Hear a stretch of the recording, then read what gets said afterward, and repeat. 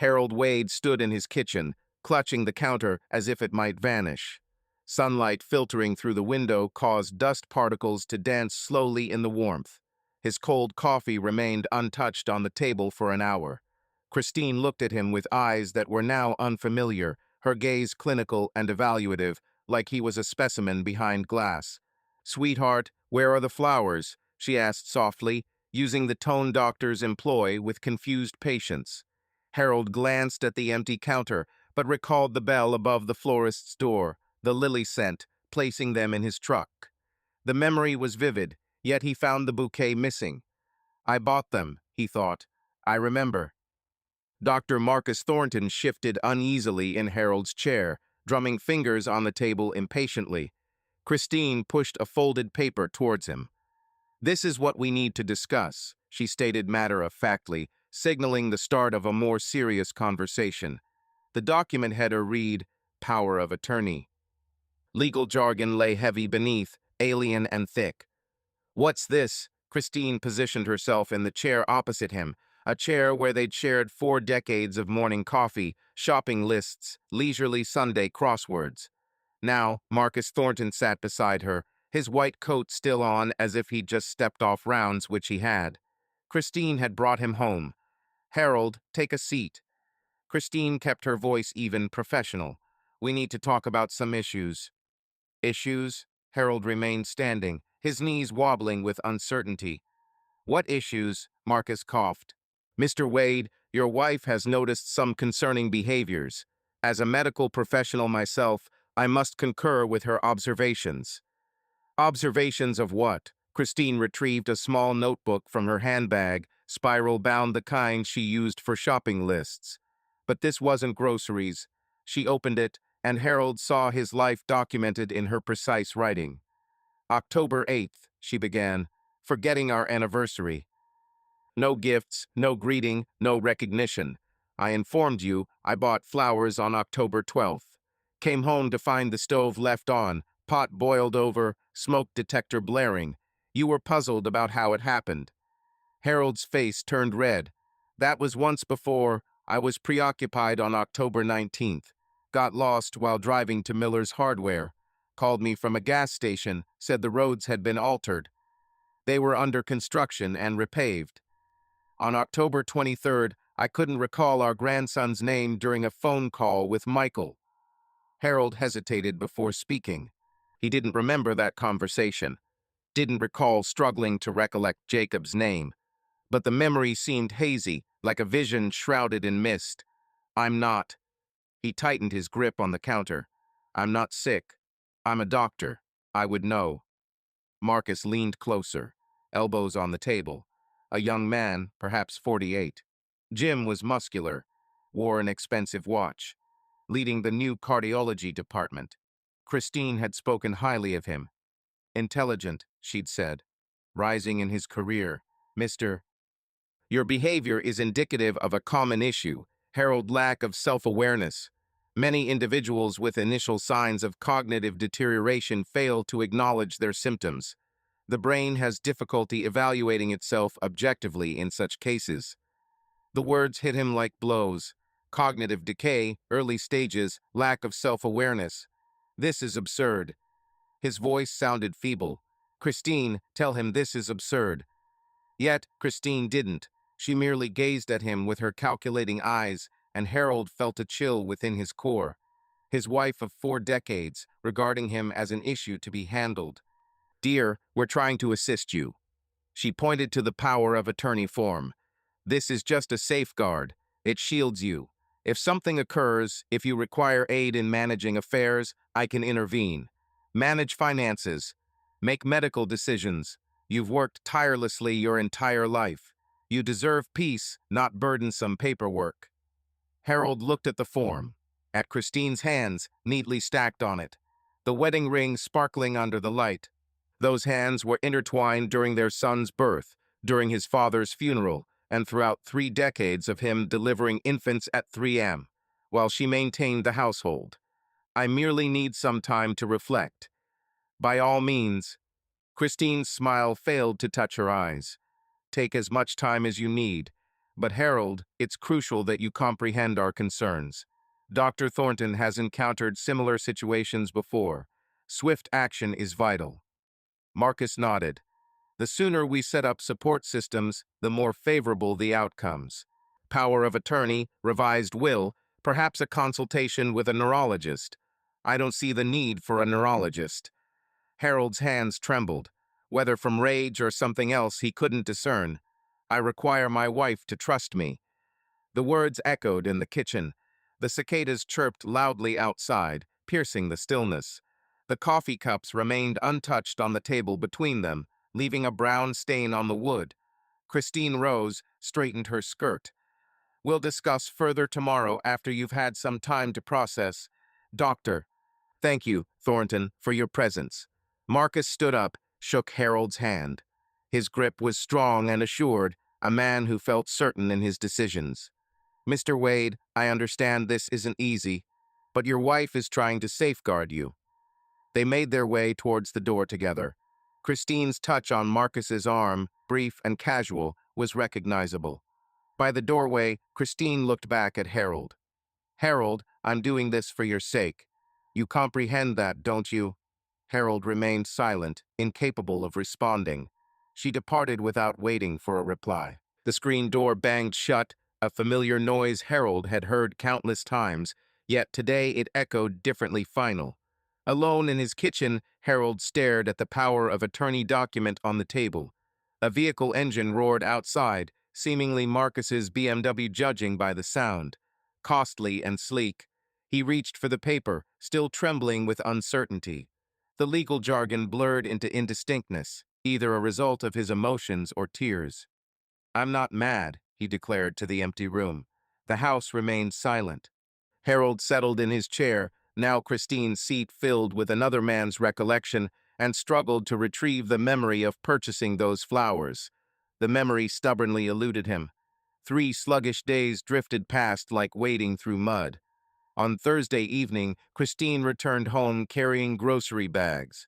Harold stood on the porch, his coffee growing cold in his hands as the sun faded over the cornfields. Hey, sweetheart, she softly called. Her tone was altered, a gentle change from Tuesday's clinical tone. Could you assist me with these? Harold glanced up, noticing her smile was different, yet familiar, reminiscent of the one he fondly remembered from before. He eased himself upward and joined her inside. She began unpacking groceries, ingredients for pot roast, potatoes, premium carrots from the farmer's market, his favorites. Thought I'd prepare dinner tonight, she said, like old times. Harold leaned against the doorframe, observing Christine move effortlessly through their kitchen. 38 years of life, she had filled this room with her movements, each one a natural extension of her being.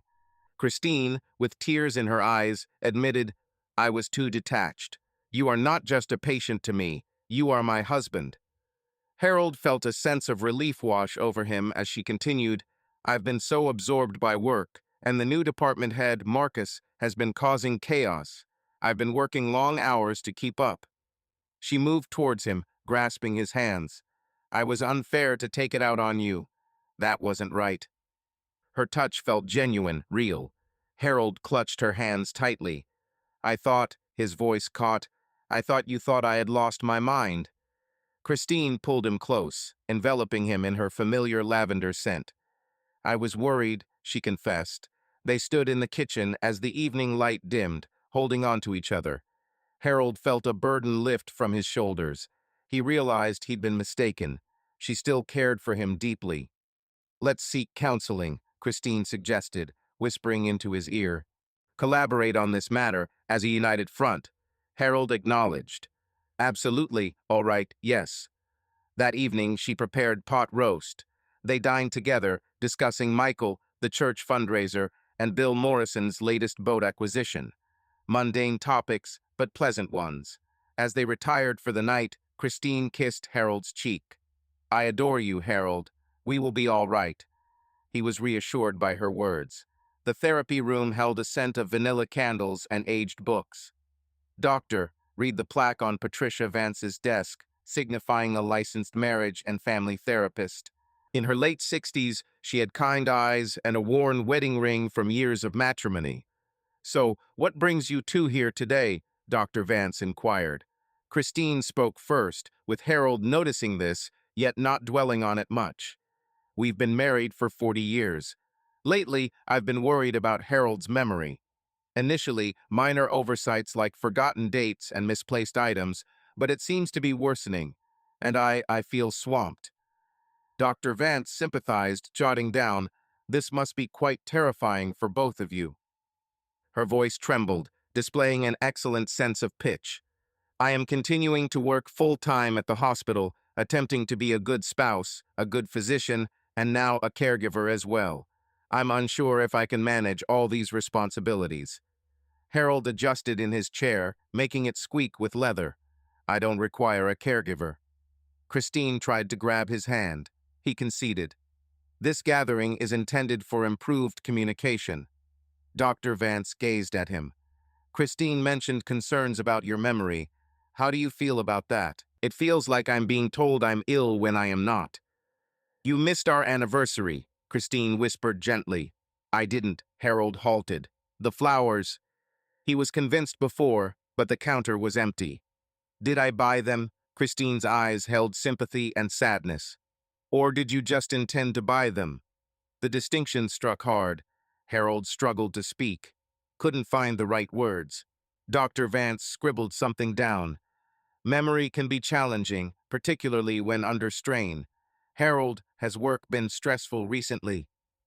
"After retiring 3 years ago, days have been filled with coffee on the porch, grocery runs, fixing household items, and organizing old medical journals.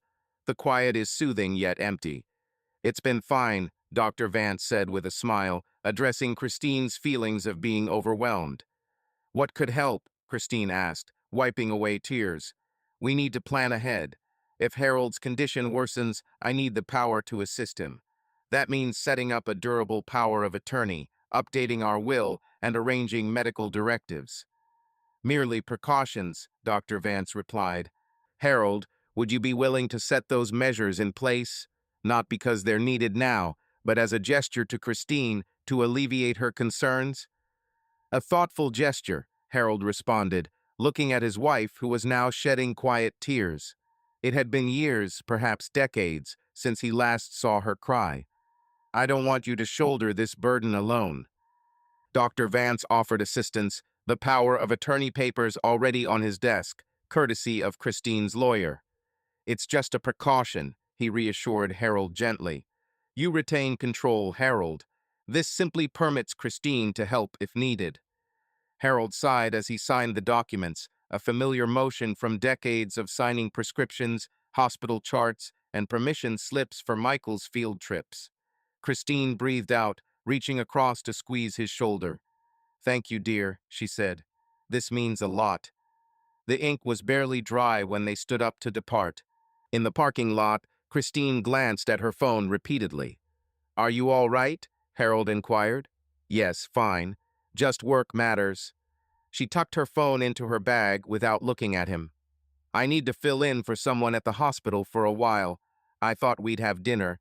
Let's reschedule." She kissed his cheek quickly and distractedly. She found leftover pot roast. She then left in her personal vehicle, as they had driven individually that day, a decision she made earlier in the morning. "More efficient," she explained. Meanwhile, Harold remained seated in his truck. In the passenger seat lay a manila envelope containing a power of attorney document. His phone vibrated with an incoming call. "Bill Morrison," it displayed. He responded, "Yes, still fishing on Saturday." His reply was affirmative, confirming their meeting at 6 in the morning the following day. He ignited the engine. A familiar scent filled the cabin, not his own, but a masculine, pricey cologne with notes of sandalwood and citrus. Probably a trace from one of her male colleagues, he mused. Christine was often around them. Upon returning home, he discovered an empty house.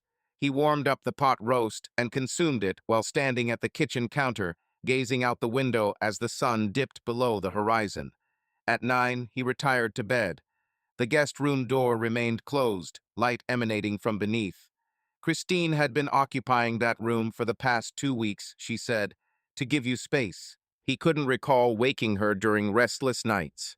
Harold spent the night in bed, contemplating the ceiling. Hearing the old house creak, Christine's phone rang down the hallway.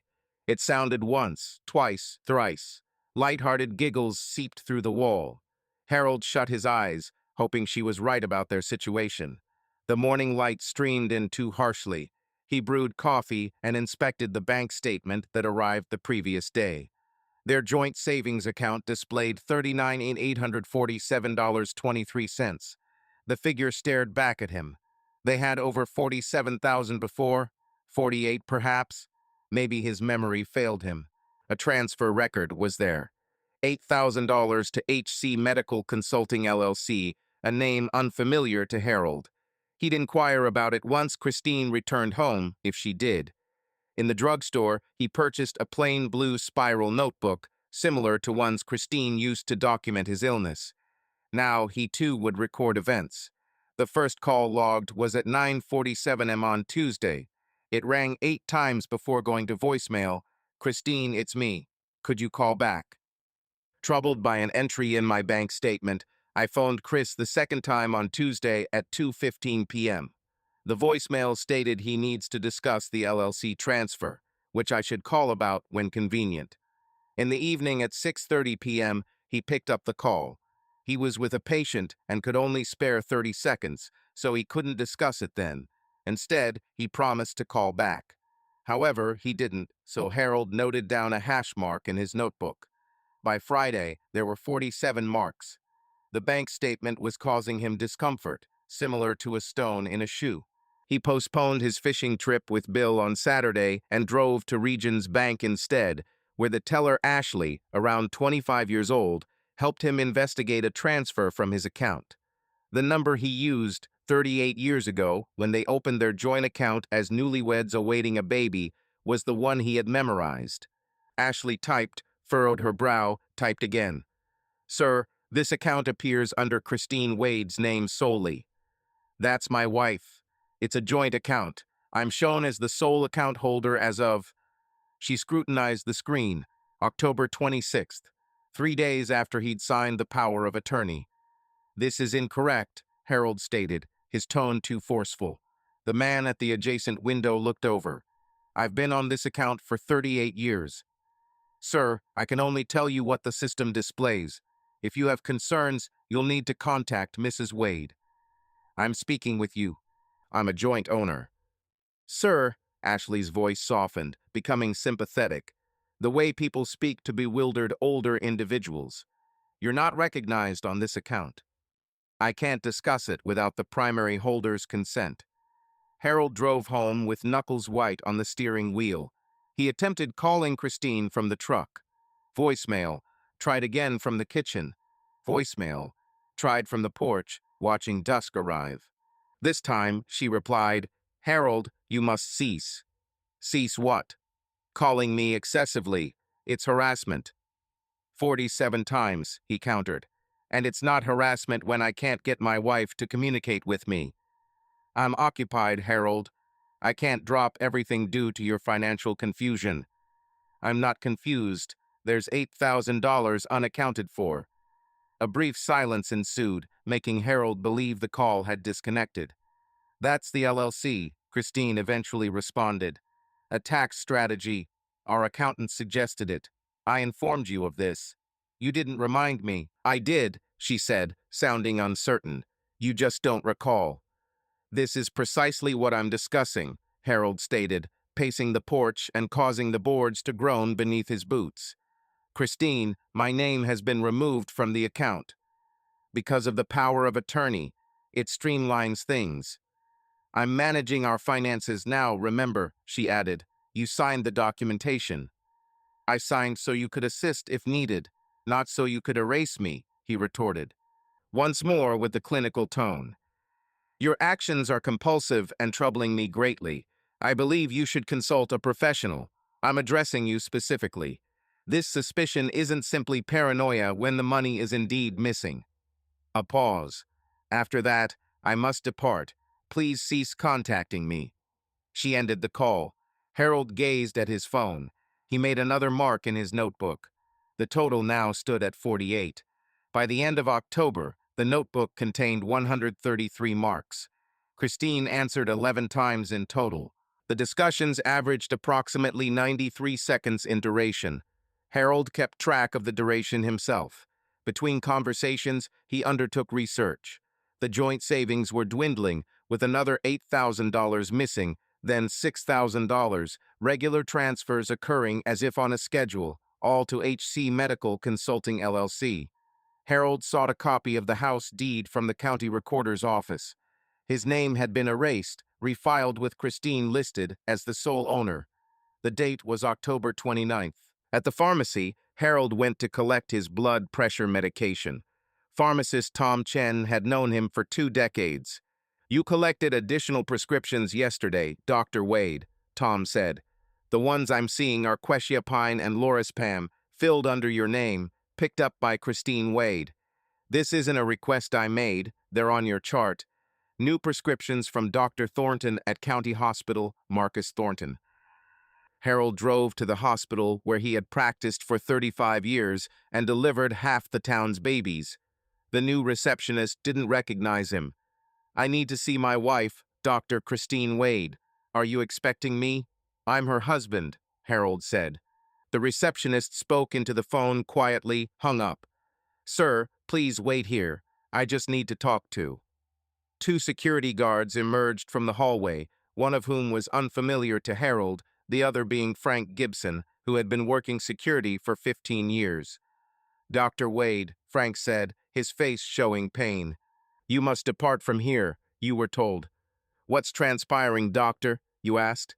"A restraining order has been issued against you. You can't be on this hospital premises," came the response. The statement left you perplexed. "Restraining order? Against me? That's preposterous," was your retort. You fished out a crumpled document from your pocket. "It bears the official seal of the county," you said, unfolding it to reveal Harold Wade typed at its top. "I apologize, sir, but you need to leave," the doctor stated regretfully. You stood in the lobby, a place where you had traversed 10,000 times in scrubs and white coat, where people addressed you respectfully as Doc Wade. "May I at least examine the order?" you requested. The document was handed over, and your hands trembled as you read it. Petitioner Christine Wade claims a pattern of inappropriate, repetitive phone calls, over 200 within 6 weeks, delusional assumptions about finances, a risk of escalation to physical violence due to documented cognitive issues, over 200 calls, was written. You looked up at the doctor. "I'm not violent." "I understand, doctor, but I have my instructions," came the response. The younger guard nudged you gently. "Sir, let's depart." Harold exited via automatic doors, traversed the parking lot towards his truck. It was 4 o'clock, shift change. Medical staff flowing in and out. He found himself seated within his vehicle, unable to ignite it. The hospital entrance swung open. Christine emerged, chuckling at a joke. Dr. Marcus Thornton followed, placing a hand on her lower back. They moved towards her car. A remark from Marcus caused another wave of laughter. Momentarily, he leaned in and kissed her temple. Christine responded with a smile, touched his face before they parted ways. She got behind the wheel, departed.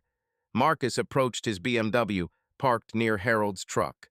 Unmoving, Harold watched as Marcus drove off, his gaze lingering on the vacant space where Christine's car had been, accepting the reality that enveloped him like snow.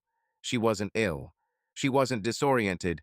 She was departing, and she constructed a legal structure to portray him as insane for observing. Automatically, Harold steered himself home. The restraining order lay on the passenger seat next to his notebook. 200 attempts to contact his wife via phone calls, each time making him feel like the issue was his own. Spread across the kitchen table were financial records, legal documents, unrequested prescription bottles, the restraining order, and a notebook filled with marks, all pieces of evidence he believed would convince others of his wife's manipulation. He wasn't insane, but he knew no one would believe him. His phone rang twice without a visible number before he eventually answered on the 3rd try. "What? This is Dr. Wade," came a woman's voice, older, unfamiliar. Harold tried to remember who this could be. The neighbor, Doris Ham, living there for 30 years, but they had never been acquainted beyond friendly waves over the fence. "Mrs. Ham, I hardly know you," he said, unsure. "But I've seen what's happening," she replied. Harold felt his throat constrict. "I don't understand." "Yes, you do," she emphasized, her tone steady and compassionate. "I've been photographing the situation, doctor. I know it's not what you believe.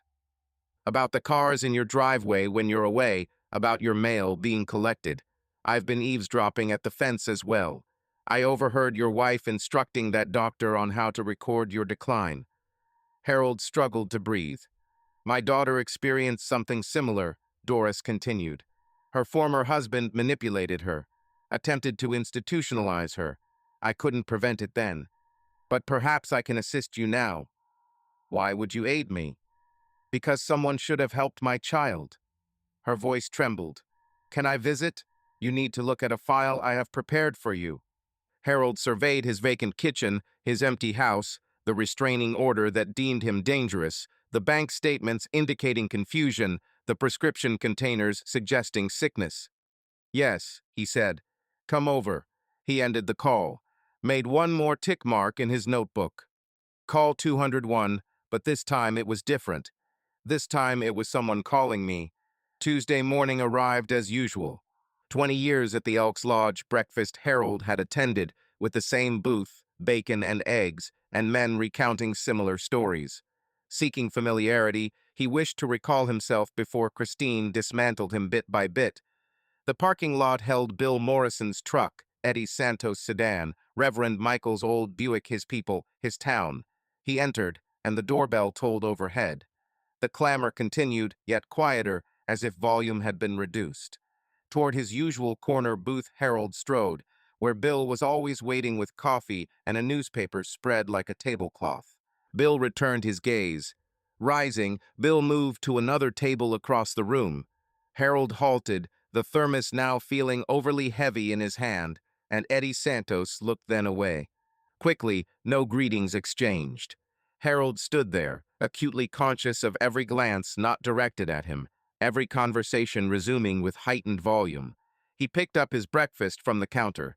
Betty, who'd been serving him eggs for 15 years, averted her gaze, slid the plate over without uttering a word. Harold made his way to his usual corner booth alone. The bacon tasted like cardboard as he sat there. He stared at his reflection in the window, an older man eating breakfast solitarily, given a wide berth by everyone. When did he become that person? He forced down 3 bites, unable to swallow another. He headed for the restroom. He intended to splash water on his face, compose himself. 2 men were at the urinals. Harold recognized their voices before he saw them, Jim Paulson and Rick Dwyer. He entered a stall, closed the door.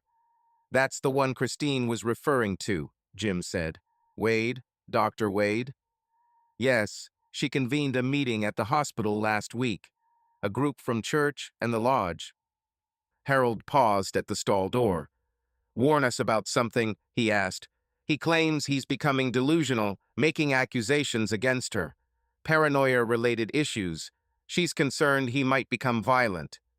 "Doc Wade? Violent? It seems that's a symptom of dementia." Christine said he had been harassing her, repeatedly calling and visiting her workplace. They had to request a restraining order. "This is terrible," Harold murmured. "She's trying to get him treatment, but he refuses. He insists he's okay. Everyone else is lying, apparently." She called it lack of insight, the same phrase Marcus had used. "Christine is in a difficult position," Harold said. "I don't know how she manages it all." Their conversation faded as the door closed. Harold sat on the toilet lid, fully dressed, struggling to catch his breath. He believed she was poisoning them all. His acquaintances and the community dismissed him as insane, dangerous, delusional.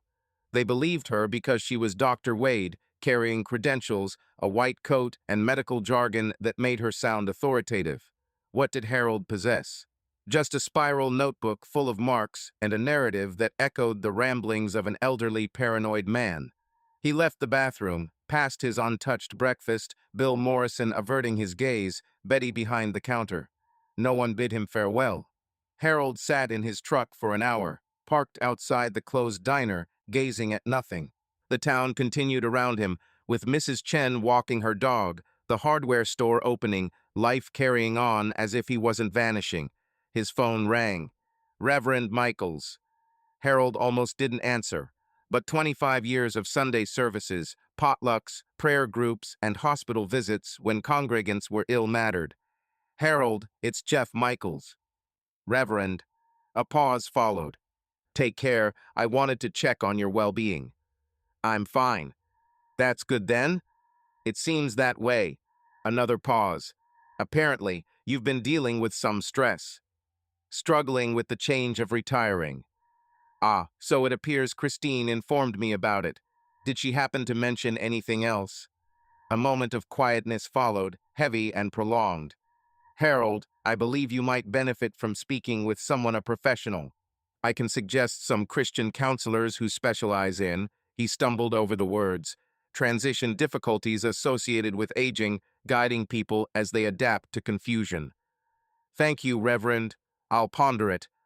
Please do consider it.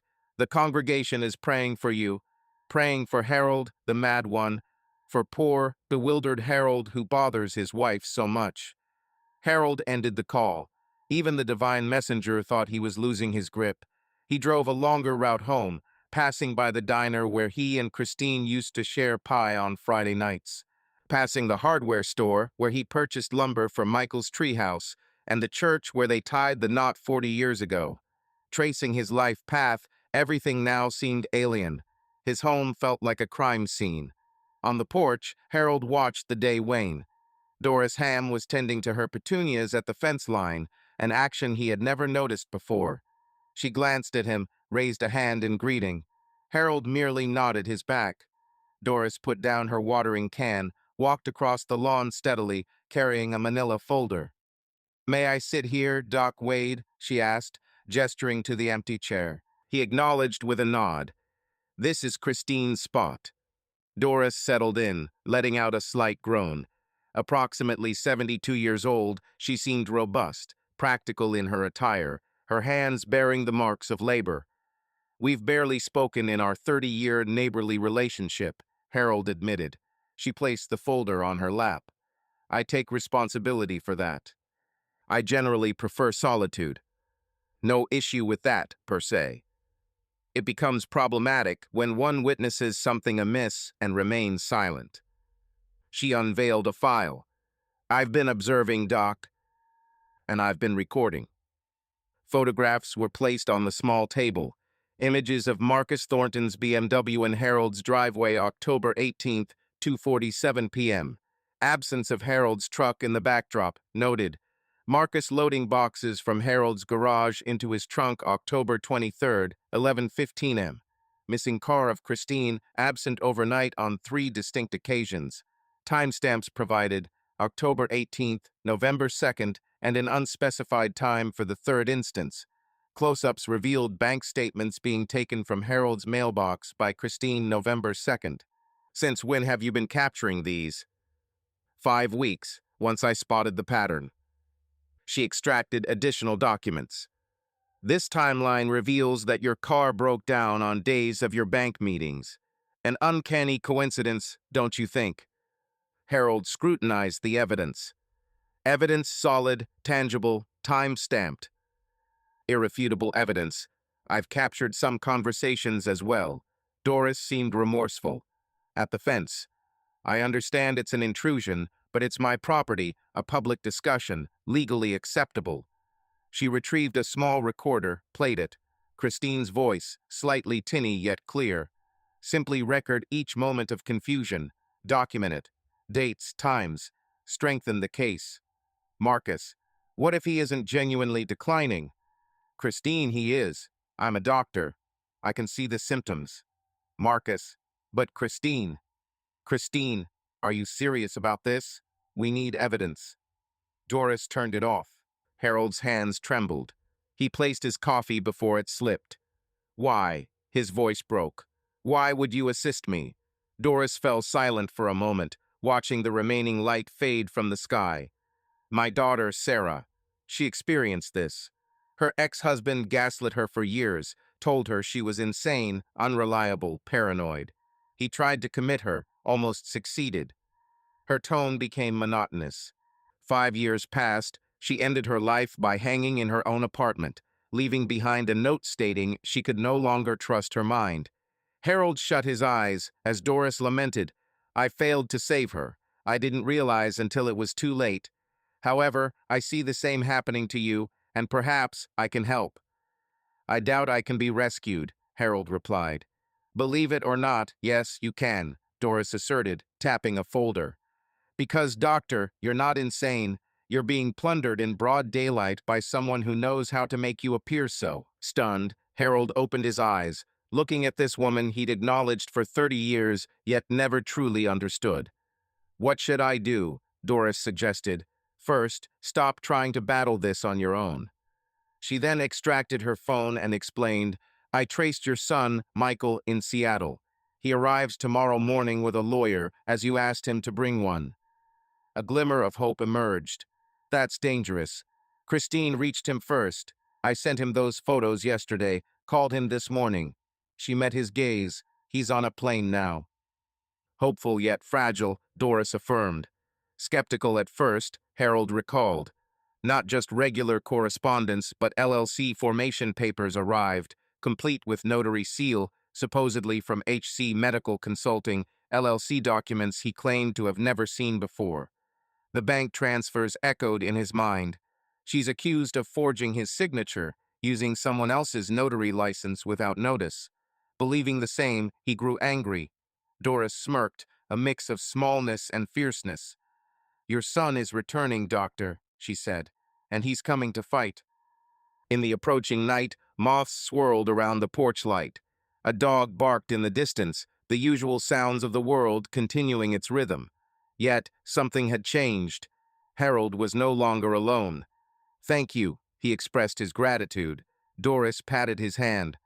"You can express your thanks when it's done. For now, just get some rest. You'll need your strength." Leaving behind a manila folder of evidence, she walked back to her house. Harold remained on the porch, examining the proof confirming he wasn't delusional. 1. Timeline vindicating his non-paranoia. The truth, solidified in something other than his flawed memory. His phone vibrated with a message from Michael. "Dad, I apologize for not calling sooner. I should have believed you.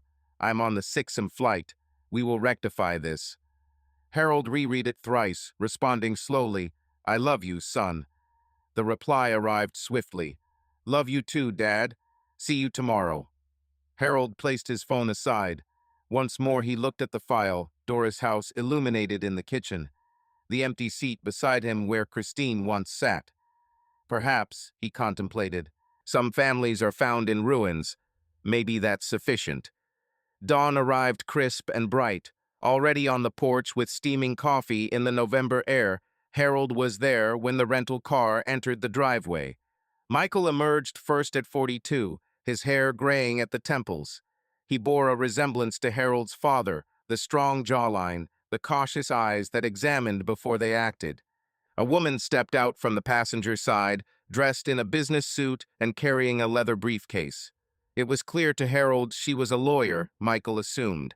Michael halted at the foot of the porch steps, facing his father after years of estrangement. 48 hours filled with frantic phone calls and a lifetime of intricate affection. "Dad, son." They stood motionless until Michael ascended the stairs and embraced Harold. At first, the hug was awkward, but it soon tightened. Harold felt his son's shoulders trembling as he whispered, "I'm sorry." "You're here now." Harold's voice was gruff. "That's what matters." Michael wiped his eyes quickly and introduced the woman next to him. "Janet Reeves, she specializes in elder abuse cases." Janet shook hands firmly. "Mr. Wade." After reviewing the evidence Mrs. Ham sent, she said, "What's been done to you is criminal." "Let's go inside," Harold invited. "The coffee's ready." They laid out the evidence on their living room coffee table. Doris appeared 11 minutes past due, entering as if it were routine rather than a new habit. She carried a box made of cardboard, bound by twine. Additional records, she stated. Call logs from my phone detailing Christine's car stays overnight, utility bills exhibiting heightened water consumption on her declared double-shift days. Janet jotted down details on a legal notepad, her pen scribbling quickly and effectively. Michael scrutinized the photographs. There were images of his mother joyfully interacting with another man, pictures of his mother transferring boxes from his father's garage. We dined together 6 times last year, he spoke monotonously. She mentioned you were becoming challenging. She said you were forgetting things, getting muddled up. Requested my assistance in organizing some estate planning documents. He retrieved a file box from the rental vehicle, reappeared with it, and placed it on the table with a resounding thud. These are what I brought to demonstrate to Janet, evidence that I was trying to help manage your affairs. He unlocked the box. Harold scrutinized the corporate documents for HC Medical Consulting LLC, spotting his signature at the bottom, next to Michael's notary seal. The handwriting didn't seem right. The H2 was rounded, and the W2 looked cramped. I've never seen this before, he murmured. Michael produced Harold's driver's license from his wallet and placed it alongside the LLC document. The signatures were mismatched. She forged it, and she used your notary seal to validate it, Michael declared, visibly shaken. I'm an unwitting party to fraud against my own father. You didn't know, Harold responded. I should have known. Michael's voice trembled. I should have contacted you directly, visited, instead of simply trusting her narrative, because it was easier than acknowledging I distanced myself from you. The room fell silent, only the soft tick of the antique mantel clock their father had crafted breaking the hush. Why did you keep your distance? Harold inquired. 15 years later, Michael took a seat heavily, his thoughts weighed down by an unresolved question. Remember when you criticized my decision to forego surgery, implying family practice was ordinary, that I was underachieving? Harold winced at the memory. The argument was still fresh in his mind. Michael had been accepted into University of Washington, intent on practicing general medicine in Seattle. Harold had urged him toward specialization, toward professional recognition. I guess I chose my words poorly, Harold admitted. I merely wanted to provide you with alternatives. To me, it sounded like a lack of respect for your own profession, a disregard for me, Michael replied, staring at his hands. Consequently, I moved to Seattle to prove myself, and I've been doing so for 15 years while my father sat here isolated. My mother informed you that I didn't want to hear from you. Michael's gaze shot up. What?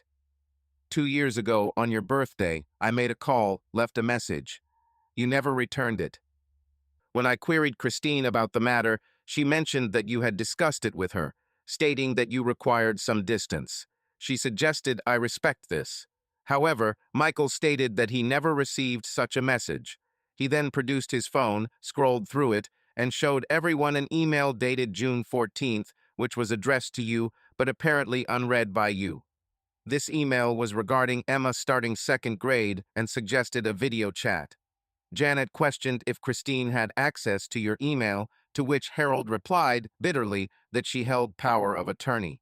He continued, stating that Christine changed all his passwords, claiming it was for better management. Michael walked over to the window, paced back and forth, then returned.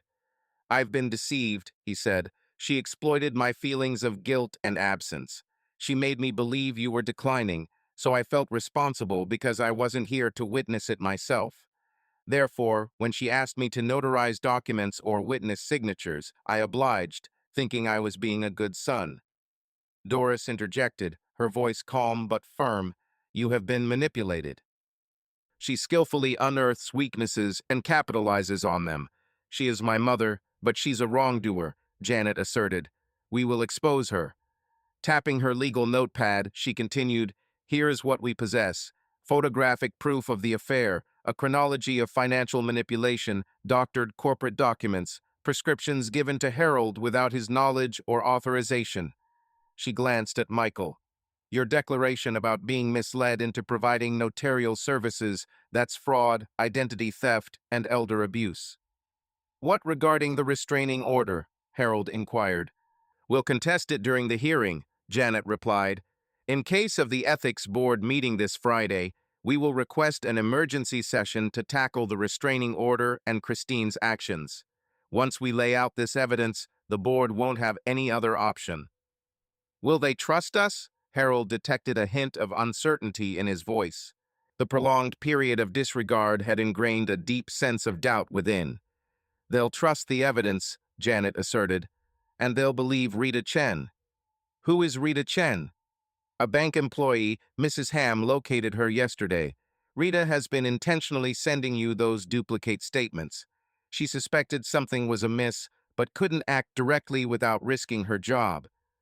Harold recalled the additional statements, the way they consistently contained damning pages. She will testify? She is prepared to do so. Her manager is also willing. It turns out that the bank has been amassing its own evidence. Janet smirked, slyly. Your wife isn't as cunning as she believes herself to be. They worked until 2 in the morning. The kitchen table was strewn with pizza boxes and coffee cups. Documents were scattered everywhere, neatly stacked into piles. There were financial documents, medical records, corporate files, and photographs. Michael had phoned his wife, Sarah, informed her that he would be absent longer than anticipated. Harold caught a piece of their conversation. It's grave, dear one. Worse than anticipated. He's lucid, clear-headed as ever, but she has deceived us for over a year. I'm unsure about the details, but we won't abandon this until it's rectified. At around midnight, Harold encountered Michael on the porch. His son was there, staring at the dark fields of corn, unable to sleep or quiet his thoughts. Unable to rest? Harold asked. Preoccupied with thoughts. Michael didn't respond. All those shared lunches. She seemed so genuine, so caring. I fell for it, as did she. We lived together for 4 decades. How can you do that? How can one lie for such a long time? Pondering the situation, Harold recalled Christine's warm smile over pot roast, her soft kiss on his cheek, and the tender "I love you" that he had accepted because he chose to believe it. I suspect she believed her own narrative, Harold concluded. She convinced herself she was doing right, that I was truly deteriorating, that she deserved the money, that Marcus was a new beginning. He paused before continuing. People find ways to rationalize actions when they are scared of aging, becoming unnoticed, and ending up like someone, in this case, retired and living a quiet life. Harold's voice was soft. She labored doubly for meager acclaim throughout her career, possibly growing weary, but it doesn't excuse what she did. Michael responded, it may not pardon her actions, but it offers insight. Harold gazed at his son. I cherished her, Michael. A part of me still does. That's the torment. You don't cease loving someone because they hurt you. In the cold, Michael's breath misted. I aim to set things right, he said, regardless of the cost. You already have. By returning home, Harold replied. I should have returned home years ago. You're back now. Harold placed a comforting hand on his son's shoulder. Some wounds can't be healed, son. Yet, some things can be rebuilt. Perhaps that suffices. Inside, Janet was still laboring. An hour ago, Doris left but promised to reappear at dawn. Harold retired to his personal chamber. For the first time in months, he didn't spend the night fretting over whether he was going mad. He now had evidence. He had supporters. He had Michael. The following day, they would retaliate. As swiftly as night gave way to day, morning arrived. They congregated at the kitchen table. Harold, Michael, Janet, Doris, and an unspoken war council over coffee and grocery store pastries.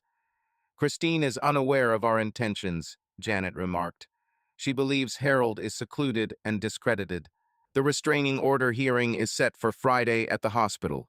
She'll be assured. I'm glad she is, Michael responded. Let her remain self-assured. We need one more piece of evidence, Janet continued.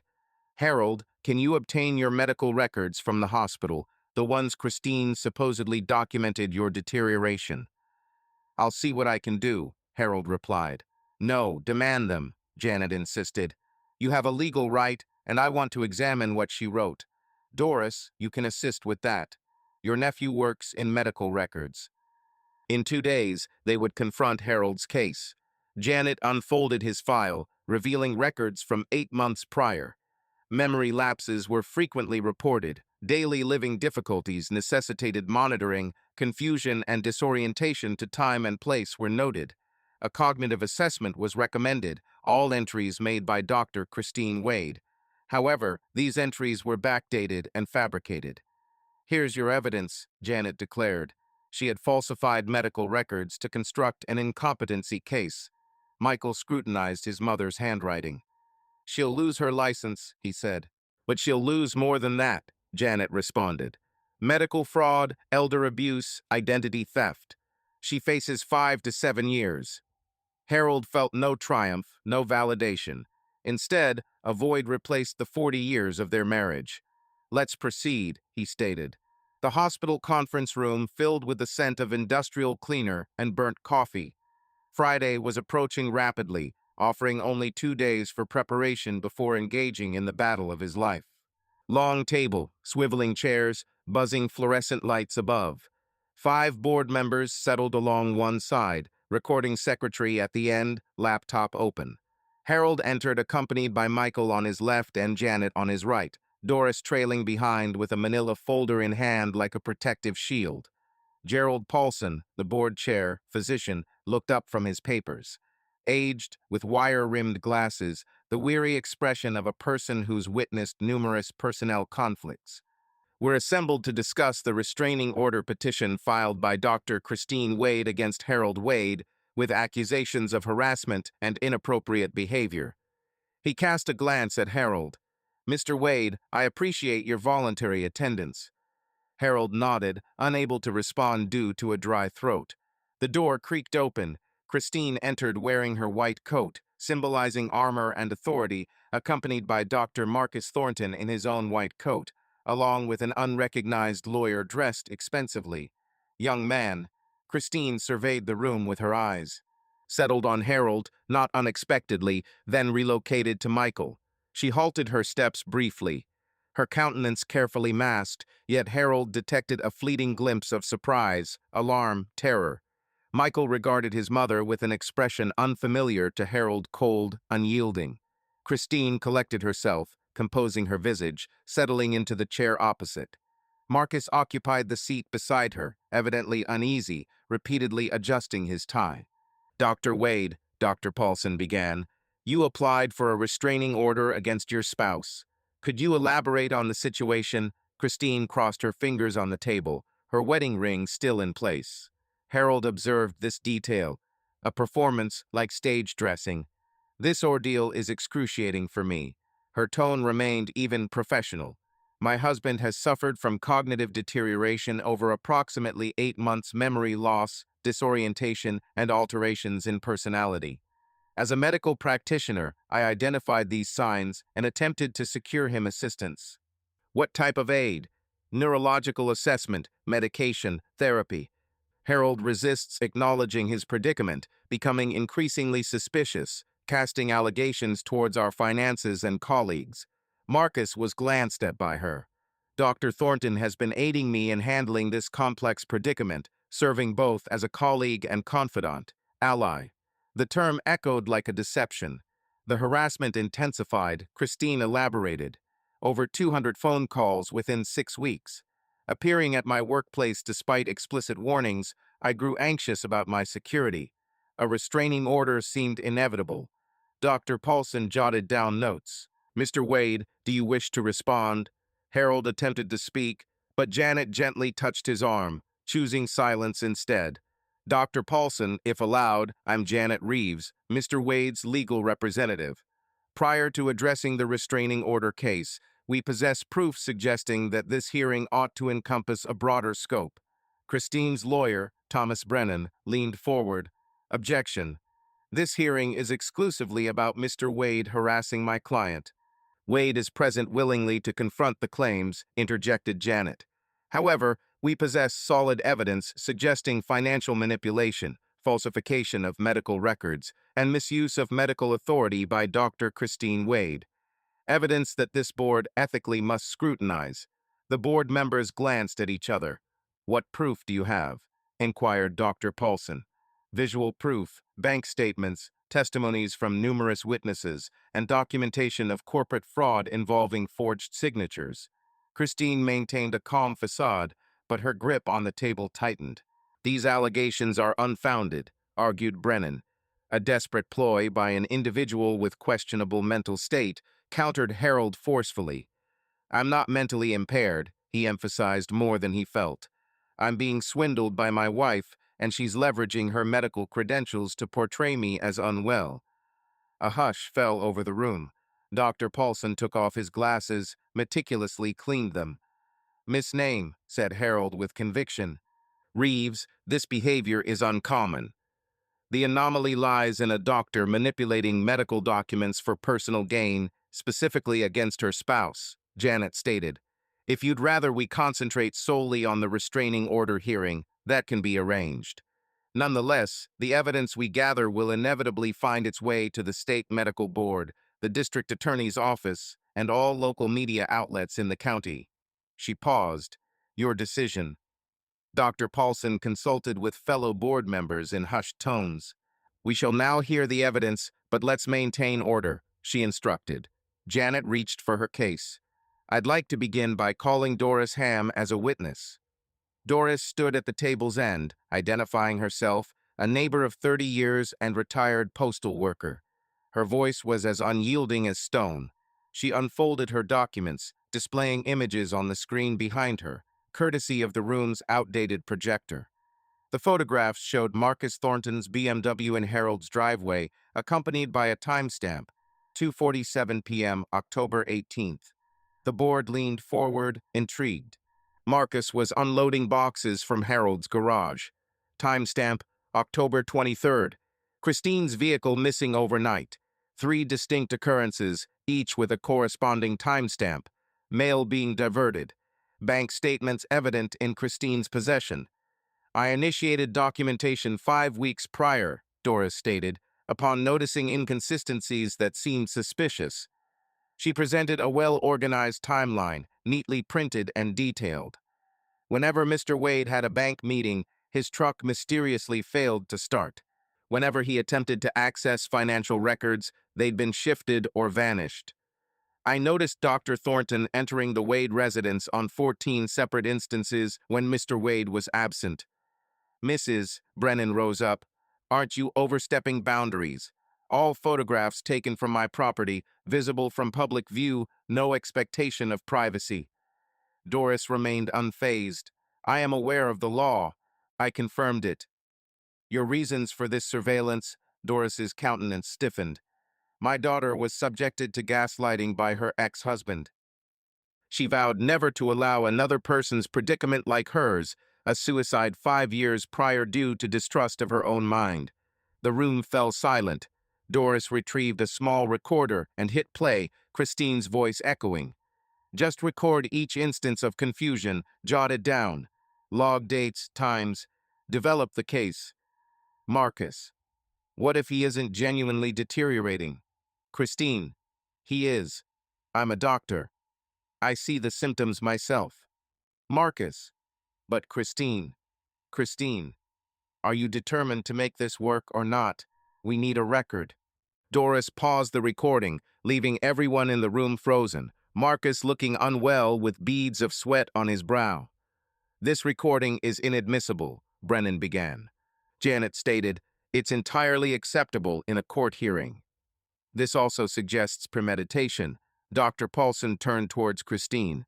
"Dr. Wade, would you like to offer a rebuttal?" Christine seemed rattled.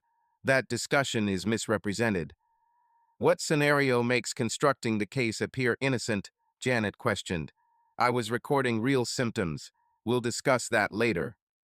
Janet presented additional documents. Next witness, Rita Chen from Regions Bank. Rita Chen appeared small and middle-aged, her hands slightly trembling as she stood. Harold had known her for years at the bank. "She is always professional and careful," Rita said. "I have managed Mr. Wade's accounts for 12 years. In October, Mrs. Wade arrived with a power of attorney and started making significant withdrawals. Over 6 weeks, she withdrew $84,000 from joint accounts, transferred them to an LLC, and removed Mr. Wade's name from all accounts. She provided bank statements. The board inspected them. I provided duplicate statements to Mr. Wade, Rita added. Rita persisted. I acted because I sensed something was amiss. Brennan retorted, you breached banking procedures. She countered, I adhered to my moral compass. Joining the conversation, Susan Martinez, Mrs. Chen's manager from Regions Bank, emerged. Middle-aged, with steel gray hair and an expression that could shatter glass. I am Susan Martinez, regional manager at Regions Bank. 5 weeks ago, Miss Chen approached me with worries about the Wade accounts. We collaborated with our legal and compliance teams. She placed a file on the table. The duplicate statements were sanctioned by our compliance department, specifically by Miss Ye. Chen's termination threat was addressed, providing her with a cover should Dr. Wade's lawyers inquire. Janet appeared startled. Harold understood this information was new to her as well. Have you been conducting an investigation? Questioned Dr. Paulson. Our bank has a strict policy against elder financial abuse. We couldn't intervene without the victim's corroboration. Wade remained secluded and tarnished, making it difficult for him to speak up, so we gathered evidence and waited. Susan focused on Christine, stating there were 18 distinct financial misappropriations. Their legal team had already submitted this matter to the county prosecutor. Christine's complexion paled, and Marcus murmured something urgent to her. She shook her head vigorously. They claimed it was a coordinated assault. Brennan attempted to reason, but Susan insisted, this is a coordinated countermeasure against systemic theft. There's a distinction. Dr. Paulson massaged his temples. Miss Reeves, do you have additional witnesses? Yes, I have 2 more. Michael Wade and evidence related to corporate fraud. Michael stood, edging the file box closer. Christine scrutinized her son closely. Michael, she said gently, almost imploringly, you don't comprehend. I know you exploited me. Michael's tone was frosty. I understand you manipulated my remorse to make me an accomplice. He opened the box. Present the LLC formation documents for disposal. These are documents related to HC Medical Consulting, LLC, established recently, with my father as a member and me serving as the registered agent and notary. The signature on this page is allegedly my father's, however, it appears to be false, and I have reason to believe so. A driver's license belonging to Harold is placed next to it for comparison, revealing a clear difference in signatures. My mother claimed these were estate planning documents, urging me to notarize them during one of our lunches, under the impression that I was helping organize my father's end-of-life affairs. Unfortunately, it appears I was facilitating corporate fraud instead. It has been uncovered that my mother forged my father's signature and used my notary seal to make it appear legitimate. The board members have been passing these documents amongst themselves. Michael explained, my mother had isolated me from my father for years by intercepting emails, blocking phone calls, claiming he did not wish to communicate with me. Moreover, I was manipulated as a tool when she needed one. Turning to Christine, he asserted, you didn't simply betray my father, you stole 15 years of my relationship with him. Christine's eyes brimmed with tears. Michael, I was attempting to safeguard. Michael's voice was sharp. Don't try to claim you were protecting anyone. He slumped into a chair. Harold placed his hand comfortingly on his son's shoulder. Dr. Paulson directed his gaze at Christine. Dr. Wade, this is significant, extremely serious. Do you have any rebuttal? Christine hesitated, then looked to her lawyer for guidance. Brennan leaned in and whispered something in her ear. Marcus rose abruptly, causing a loud chair screech. I wish to address the court. Christine attempted to stop him. Marcus, please, he shook free. I can't participate in this. The room was filled with stunned silence. Dr. Thornton, Dr. Paulson asked cautiously. Anything further to add? Marcus glanced at Christine, then at Harold. I apologize, he said sorrowfully. Oh, I'm terribly sorry, but I can't bear the blame for this. Christine paled. Marcus, sit down. No, He turned towards the board instead. Standing at the end of the table, Marcus Thornton, tie askew and hands trembling, appeared a man witnessing his life disintegrate before him. "Doctor, I've been involved with Christine Wade for 14 months, he confessed, eyes averted. The room fell silent. One board member even gasped. The recording secretary's typing halted mid-key press.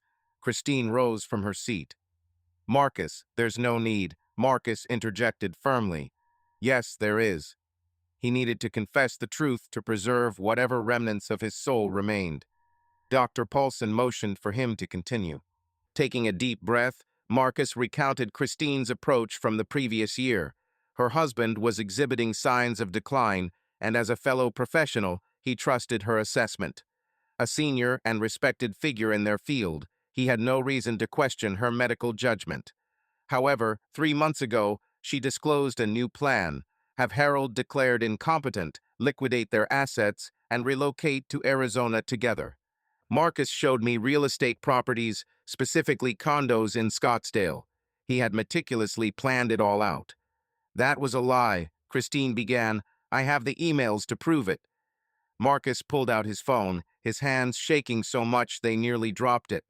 The real estate listings she'd sent me, budget plans, a schedule for when Harold would be placed in care were displayed on the screen. He looked at Harold. "I was part of the diagnosis intervention at your kitchen table. I backed her claims about your cognitive decline. I helped cut you off from your support systems." His voice cracked. "But I knew, heaven help me, I knew you weren't sick. Your cognition was fine, and you were clear-minded, fully oriented. I needed to believe her story." "Why?" Dr. Paulson asked. Marcus chuckled bitterly. "Because I'm sinking.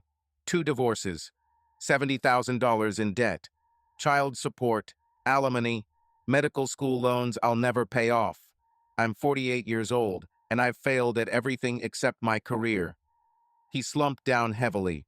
Marcus admitted he was aware of Christine falsifying Harold's medical records, but did not report it.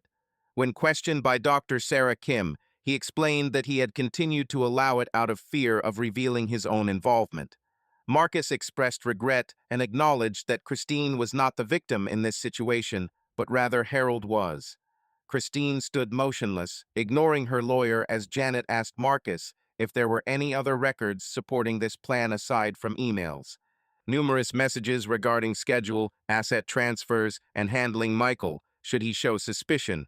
He placed his phone on the table. "Take it, everything's in there." Dr. Paulson looked at fellow board members, murmured, "Let's review Mr. Wade's medical records," referring to those supposedly kept by Dr. Christine Wade. Janet retrieved the file. "Obtained legally yesterday," she said, unfolding the documents. 8 months of entries, all in Christine's handwriting. October 8th. Patient reported frequent memory lapses, forgot anniversary. October 12th. Stove left unattended, pot boiled over, showed confusion when questioned. October 19th.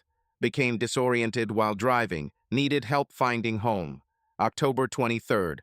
Couldn't remember grandson's name during family call. November 2nd. Increasing paranoia, accused spouse of financial misconduct. November 15th. Demonstrated poor judgment. Despite numerous bothersome phone calls and requests for them to cease, Janet found herself facing an issue. Harold Wade was not a patient at County Hospital. He had retired 3 years ago and obtained care from another provider. Upon examining additional documents, it was revealed that Dr. Raymond Shaw, Harold's genuine physician, had issued a clean bill of health with no cognitive or memory concerns, as stated in a physical examination dated October 20th. Dr. Shaw's notes indicated Harold had discussed retirement activities, remembered detailed medical histories from his own practice, and showed no signs of impairment. Upon comparison of the documents, Dr. Paulson asked Dr. Wade, "Did you fabricate a false patient file for your husband?" Christine sat in silence with still hands on the table, clearly troubled by these authentic concerns raised about her actions. Dr. Kim added, "He wasn't your patient. You altered old entries to create a non-existent paper trail that's falsifying medical records. You've committed a felony. I was trying to aid." "Aid yourself," Michael replied sharply. You were aiding yourself to his funds, his dignity, his life. He stood once more, displaying the tablet. I possess additional proof. Emails Mom sent me, copying me on them that she claimed were for coordinating Dad's care. She failed to remove me from the distribution list. He started reading, his voice faltering on each word. Harold proves more obstinate than anticipated. Planning to expedite timeline, the power of attorney is now in place, enabling us to liquidate non-essential assets. Michael's notary seal gives our corporate structure legitimacy. Once Harold is transferred to a facility, the Arizona property will close within 30 days. Michael's voice cracked completely, discarding the excess burden, finally starting anew. He looked at his mother, tears flowing freely down his face. You called him excess burden, my father. The man who raised me, who labored tirelessly to support us, who loved you for 40 years. He wiped his eyes roughly. I assumed you were trying to aid him, but it seems I was mistaken about your feelings towards him. I believed I was being a good son by assisting you in shielding him. However, Christine's composure broke as she stood up, her voice growing stronger. You have no idea what I've been through. The room fell silent. For 40 years, I lived in your shadow, simply known as Doc Wade's wife. Then I obtained my MD and worked twice as hard as any man in that hospital. Yet still, the response was, oh, you're Harold's wife. I received half the recognition for twice the hours. Her voice wavered with emotion. At 64 years old, I'm tired. I deserve retirement, a life of my own. Yet, Harold retired at 65, leaving without a second glance, sipping coffee on his porch as if he had won some grand prize. Meanwhile, I'm still putting in double shifts, still striving for recognition, still proving myself. I look at Marcus. He makes me feel alive. Young and valued for who I am, not because of whom I'm married to. Turning to Harold, I longed for a clean escape, enough funds to start anew. Was that too much to ask? For the first time in an hour, Harold addressed Christine. Perhaps a divorce was an option for you, Christine. His tone remained calm and steady. Christine returned his gaze, now adorned with tears. Mingling within her expression were anger, shame, and possibly regret. You would have resisted me, fought hard, made the proceedings unpleasant. Perhaps, Harold responded, maintaining eye contact, but I wouldn't have taken your mental peace. His words echoed ominously in the silence. Christine slumped into a seat, concealing her face with her hands. Dr. Paulson coughed. It appears that we have enough evidence. This board advocates for the temporary suspension of Dr. Christine Wade's medical license during criminal investigation, along with Dr. Marcus Thornton. We are directing this matter to the county prosecutor for potential charges: elder abuse, financial exploitation, identity theft, and falsification of medical records. To you both, Dr. Christine Wade and Dr. Marcus Thornton, your hospital privileges have been revoked effective immediately. He addressed the secretary. We are forwarding this case to the county prosecutor for potential criminal charges.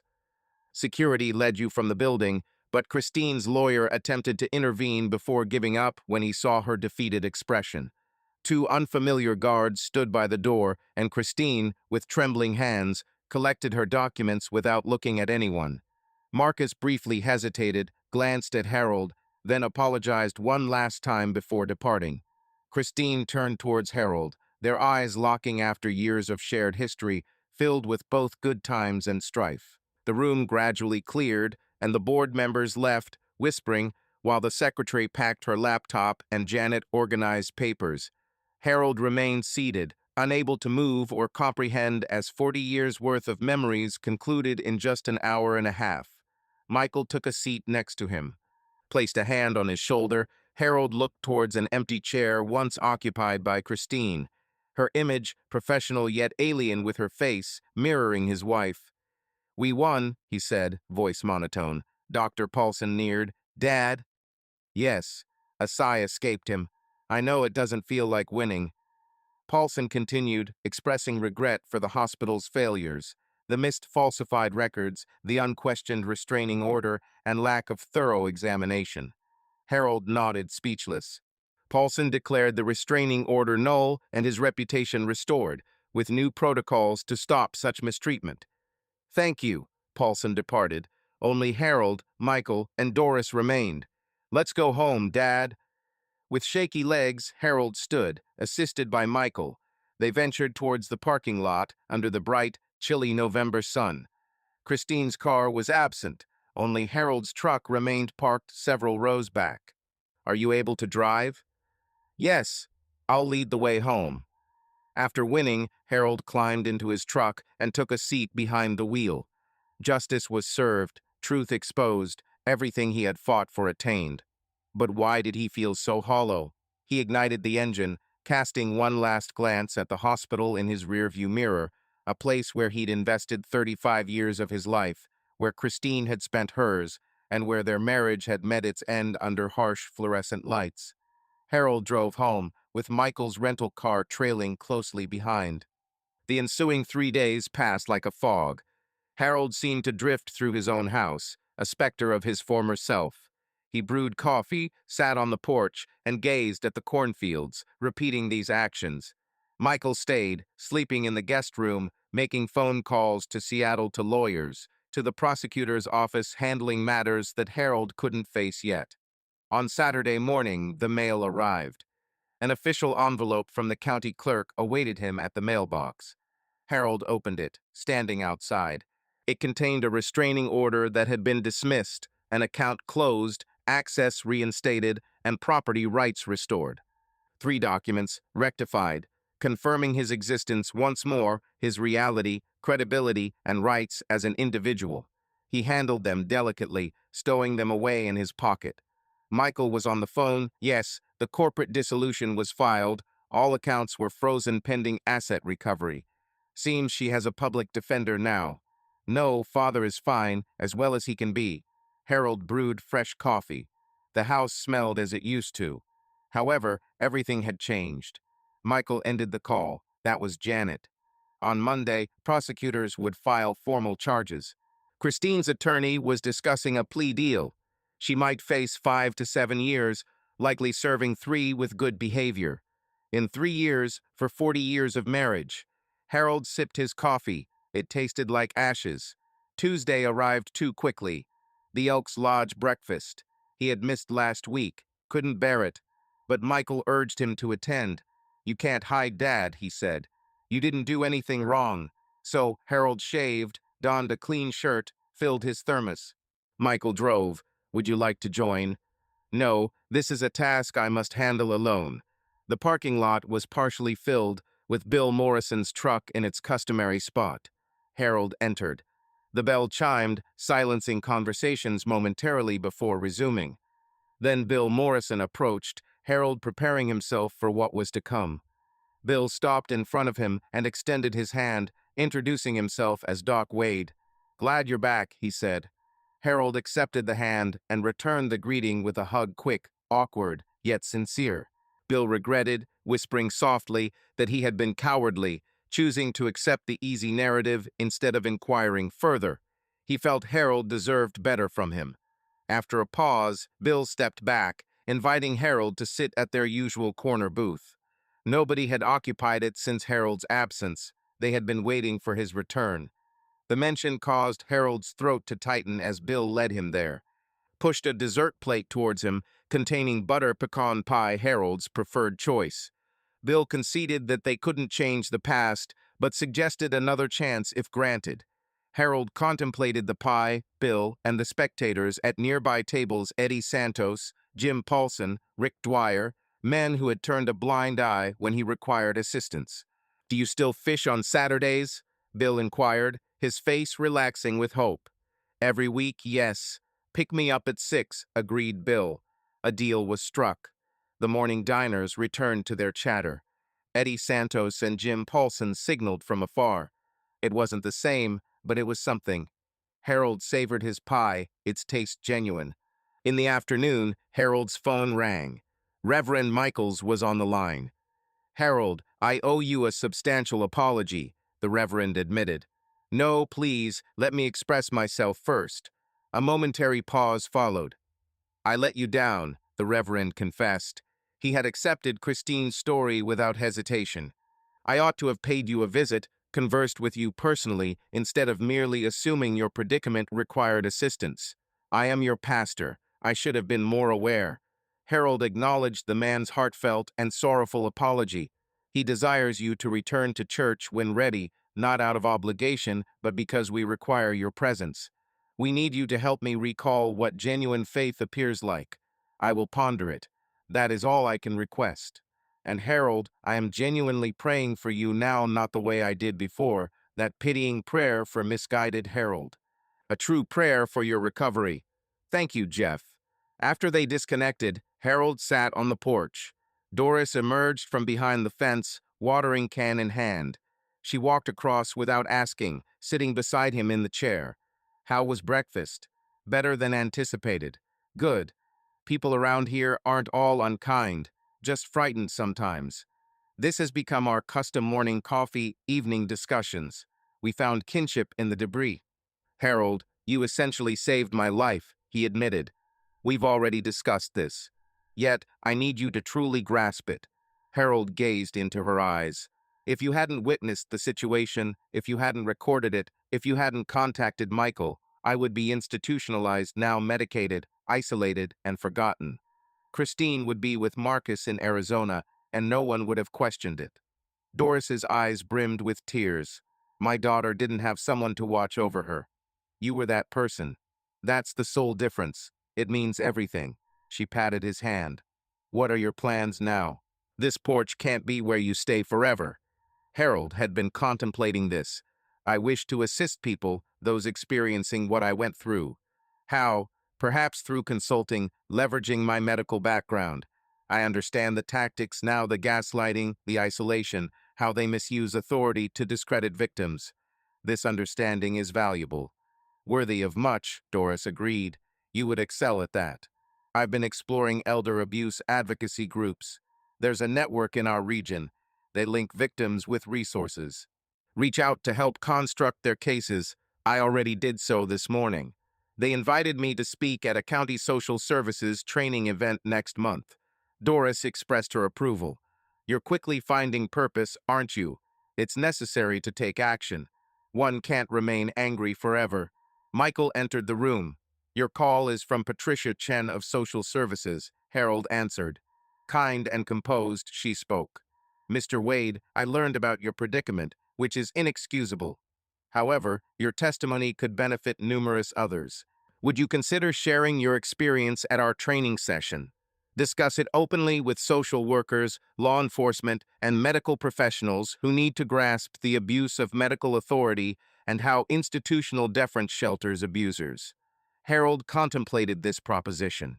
He thought about addressing a crowd of strangers and confessing how his spouse had caused him harm, nearly taking everything away. He pondered over another individual occupying a truck outside a cafe, phone overflowing with unreturned calls, a notebook filled with anxious marks, questioning their sanity. Yes, he affirmed, I'll take on the task. Thank you. You will save many lives. Following the call, Michael embraced him, expressing pride. Are you proud of me, Dad? It's just conversation. But it's more than that. It's turning the most tragic event in your life into a shield for others. The weekend arrived. Bill Morrison collected Harold at 6 a.m. for fishing. They journeyed to the lake in peaceful quietness.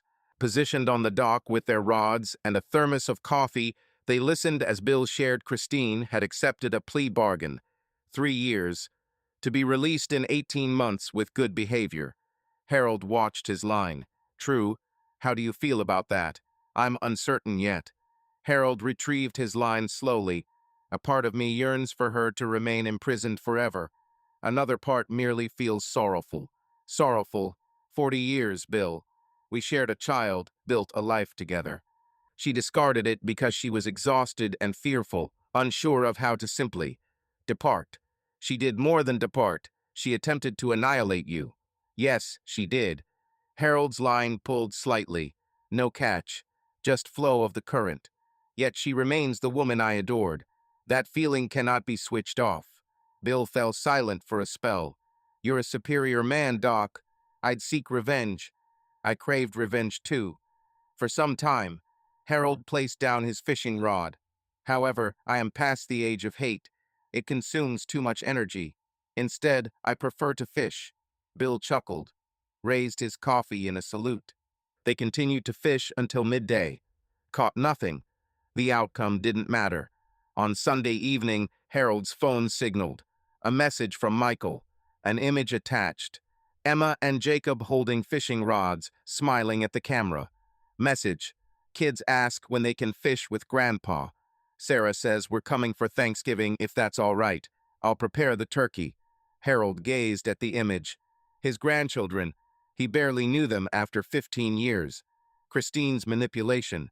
His own arrogance. Michael proposed a get-together for Thanksgiving. Harold tapped out a response with both thumbs. He'd handle the sides. They could bring the family. A swift reply followed. Looking forward, Dad. Love you. You too, love you, son. Harold placed his phone aside. He surveyed his house, still reverberating with 40 years of marriage that ended in deceit. Yet, there were traces of Michael's coat, Doris's coffee cup, Bill's saved phone number labeled Saturday Fishing. Not the family he'd envisioned, but a family nonetheless. Harold moved to the kitchen. He retrieved his mother's ancient recipe box. The Thanksgiving stuffing, green bean casserole, and pumpkin pie recipes were found. In 40 years, he hadn't prepared Thanksgiving. Christine had always taken care of it. Now it was time to learn. He arranged the recipe cards on the table, made a shopping list. Beyond, the sun dipped over the cornfields, gold transforming into purple, the world unperturbed by human turmoil. However, Harold persisted. Harold remained standing, breathing, and prepared for Thanksgiving, teaching grandkids fishing, and helping strangers, all things Christine had attempted to erase. Yet she failed. This was something valuable, perhaps everything. 6 months later, Harold awoke to November's chill and the scent of brewing coffee downstairs. For a brief moment, he contemplated that maybe it was Christine rising early to make breakfast as she used to.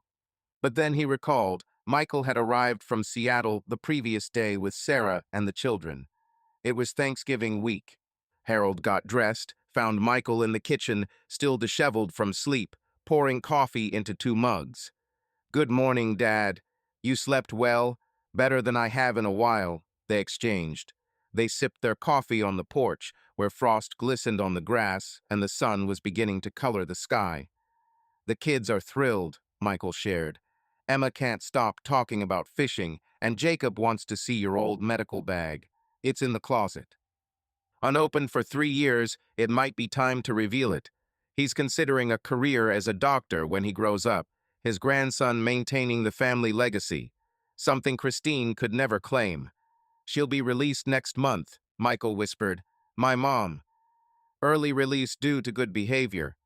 Harold nodded in acknowledgement, knowing the news well. The prosecutor had called last week with the update. "Planning to visit her?" he asked. "I'm uncertain." Harold watched the sun rise higher. "A part of me desires to see her. Another part wants to distance myself completely. Both sentiments can coexist," was his response. They remained silent until Doris emerged from her house across the lawn, carrying a covered dish. "I brought pies for tomorrow, pumpkin and pecan," she declared, settling into Harold's other chair. This chair had been hers for 6 months now. "Good morning, Doris," Michael said. "You're an early riser." Old habits die hard. They sat peacefully watching the dawn break, a family scene. Tuesday mornings found Harold at the Elks Lodge, with Bill ready at their table, coffee waiting. "Good morning, Doc." "Good morning, Bill." Their silence spoke volumes. The rift was mending, albeit not flawlessly. Eddie Santos dropped by, inquiring about an upcoming conference talk. "Aren't you presenting on medical authority abuse?" "Yes, I was asked to do so." Eddie confided that his aunt was dealing with a similar issue, her son-in-law trying to label her incompetent. He handed over Harold's number for help. "I hope that's all right." "More than fine," Eddie agreed, departing. An email from Patricia Chen at Social Services popped up on Harold's phone, praising his work and its influence. Since his initial training session, they had intercepted 14 cases of elder abuse. Your insights aided caseworkers in discerning patterns. You're making a difference, saving lives, Harold expressed to Bill. I'm proud of you, Doctor. Transforming toxins into remedies. Trying my best. The bacon was delicious this morning. Authentic. The coffee was hot. Bill shared a tale about his grandson's baseball match. Mundane events. Harold had grown to cherish the ordinary. Thanksgiving Day dawned crisp and sunny. Harold's kitchen bustled. Michael manning the stove, Sarah mashing potatoes, Emma laying the table under Doris's guidance, Jacob darting about with endless questions. Grandpa, why do you have so many old medical texts? Because medicine evolves. Do you need to keep learning even when you've retired? Especially then. The turkey emerged golden. Michael carved as Harold looked on. His son had mastered the skill well. Steady hands, assured gestures. They assembled at the table. 8 individuals now where only 2 used to be. Doris, Bill Morrison, who joined them unexpectedly when it was discovered Harold would be dining alone, were gathered at Michael's family table. Sarah inquired, "Shall we say grace?" Every eye turned to Harold. It had been months since he last said grace, and he hadn't attended church since just before everything disintegrated. Yet he bent his head. Dear Lord, we thank you for this meal. We thank you for another chance. We thank you for those who come when it truly matters. We thank you for family, the one we are born into and the one we find. Amen. The others echoed him. The supper was lively, filled with Emma's spilled gravy, Jacob asking for more servings, Sarah and Doris bantering cheerfully over pie recipes, Bill recounting enlarged fishing tales, Michael offering Harold a warm smile across the table that Harold returned. After the meal, dishes, dessert, and coffee, it was just Harold on the porch once again, now in solitude. Behind the cozy, illuminated house, murmurs emanated through the windows. His phone vibrated. An unknown caller. Harold contemplated ignoring it, but answered instead. "Are you Mr. Wade?" A timid voice replied. "My name is Robert Chen. They've given me your number by social services. My wife wants to have me declared incompetent. I don't know who to trust." The distress and uncertainty in the voice seemed familiar to Harold. "Relax, Robert. You aren't mad. And you aren't alone. Why? Because I too have been in your shoes, and I will help you." They spoke for about 40 minutes. Harold jotted down notes, devised a plan, and linked Robert with Janet Reeves at the Elder Abuse Hotline, providing him with strategies to document their conversations. After they ended the call, Harold felt it. Purpose. Meaning extracted from chaos. Michael emerged from the house. "All good?" he asked. "Yes, just assisting someone." Michael took a seat. "You do that often now." "Attempting to," Harold replied. "If I were to traverse through hell, it would be beneficial to return with a guide for others. My mother's attorney contacted me today. She wishes to speak with me once she is released to apologize. What should I do?" "You should act in a manner that assists your healing." Michael pondered the suggestion. He isn't prepared to see her yet. Perhaps never. She betrayed and stole years from him that he can never recover. If he remains unwilling, then he won't be ready. One doesn't have to forgive those who sought their destruction. Harold contemplated this thought, remembering Christine and Terry Holt, currently serving time for their crimes. He pondered if he would eventually meet her, not because she deserves it, but because he needs to confront her and confirm his survival. "You've not only survived, Dad, you're flourishing," Michael added. Through the window, Doris chuckled at Sarah's joke. His phone displayed Robert Chen's number, another soul requiring assistance, another life possibly spared. "Affirmative," Harold responded. "Perhaps I am." In the stillness of the night, following everyone's departure to their beds, Harold found himself in his kitchen. He prepared one final cup of coffee. The house was silent yet occupied. Michael's family were asleep upstairs while Doris resided in the guest room, now effectively hers. 40 years of matrimony vanished, but a rebuilt reputation took its place. His savings had been plundered and restored. His son had distanced himself only to return. He'd forfeited everything only to find it anew, though transformed. The coffee felt warm in his grip. pure and unsweetened, just as he preferred. For months following Christine's departure, all food tasted like ash. Somewhere during that period, from assisting Robert Chen to hosting Thanksgiving and teaching Emma how to fish, Harold found his taste again. The coffee was sharp, but it was authentic, and that sufficed. Harold shut his eyes, felt the chill of November on his skin, heard the house creak behind him, filled with slumbering family, heard his own heartbeat, steady and robust. Christine had declared their marriage as incurable. She was right about that. But she was incorrect about him. Harold Wade wasn't a hopeless case. He was on the verge of something new. His phone illuminated. A message from Michael. A picture. Emma and Jacob asleep on the couch, wrapped in blankets. Message. Thanks for becoming their grandfather, Dad. They adore you. Harold replied, I cherish them as well. Sleep soundly, my son. He put down his phone, picked up his coffee. Tomorrow he'd take the kids fishing, show Jacob his old medical bag, contact Robert Chen to check in, and perhaps even visit church, verify if Reverend Michael's handshake was still sincere. Tomorrow he would continue living. However, tonight he would sit on his porch, sip his coffee, and feel grateful. For second chances, for people who trusted him when it mattered, and for the distinction between mere existence and true living. Harold Wade had learned that difference harshly, a lesson he would never forget again. The stars rotated above. His coffee grew cold in his hands. But Harold remained on the porch, observing the world spin, aware that he was still a part of it. As usual, morning arrived. Harold woke before sunrise, prepared coffee silently in the quiet kitchen, making sure not to disturb his sleeping home, carried his cup to the porch. For 40 years, this routine had remained unchanged, only the man executing it altered. He sat in his chair, the same one where he'd sat the morning Christine brought Marcus home, the same one where Doris had presented evidence, the same one where he'd read Michael's text about returning home. Some things remain steady while everything else is consumed by flames and reborn. The coffee was warm, authentic. Harold tasted the bitterness, the earth, and the morning itself after Christine left. For months, he couldn't taste anything but ash and emptiness. But somewhere between losing everything and finding it again, his senses returned not the same, but different, perhaps better. He would learn many things in the fire. That silence isn't surrender. Being believed matters more than being right. Family isn't always blood. Sometimes it's a neighbor with a camera and a grandson who drives through the night because you need them. He learned that dignity can't be taken, only surrendered. But Harold had never surrendered. As the sun rose over the cornfields he'd watched for 40 years, everything appeared gold.